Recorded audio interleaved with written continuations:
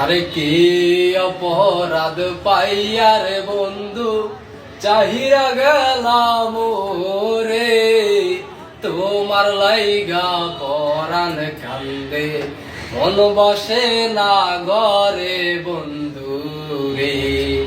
কি অপরাধ পাইয়ার বন্ধু চাহিরা গেলাম রে, তোমার লাইগা পরাণ কান্দে মন বসে না ঘরে বন্ধু রে।